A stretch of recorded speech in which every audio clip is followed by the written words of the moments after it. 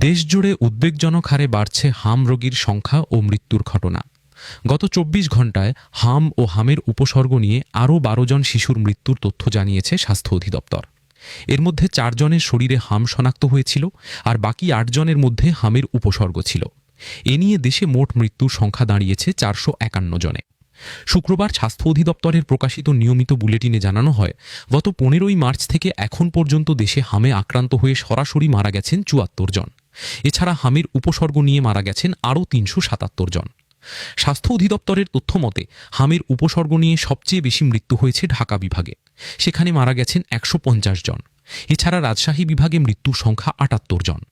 এদিকে গত ২৪ ঘণ্টায় নতুন করে ১১১ জনের শরীরে হাম শনাক্ত হয়েছে। একই সময়ে হামের লক্ষণ নিয়ে দেশের বিভিন্ন হাসপাতালে চিকিৎসা নিতে এসেছেন ১১৯২ জন। তাদের মধ্যে ১০১৬ জনকে হাসপাতালে ভর্তি করা হয়েছে। হামের উপসর্গ নিয়ে হাসপাতালে ভর্তি রোগীর সংখ্যাও সবচেয়ে বেশি ঢাকায়।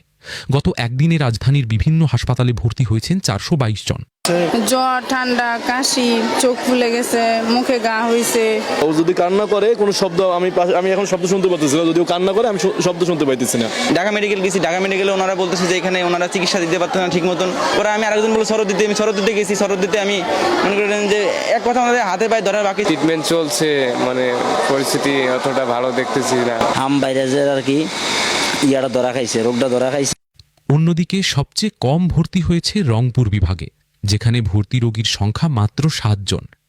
স্বাস্থ্য অধিদপ্তর আরও জানিয়েছে, চলতি বছরের ১৫ই মার্চ থেকে এ পর্যন্ত দেশে সন্দেহজনক হাম রোগীর সংখ্যা দাঁড়িয়েছে ৫৫,৬১১ জনে। এর মধ্যে পরীক্ষায় ৭,৪২১ জনের শরীরে হাম শনাক্ত হয়েছে।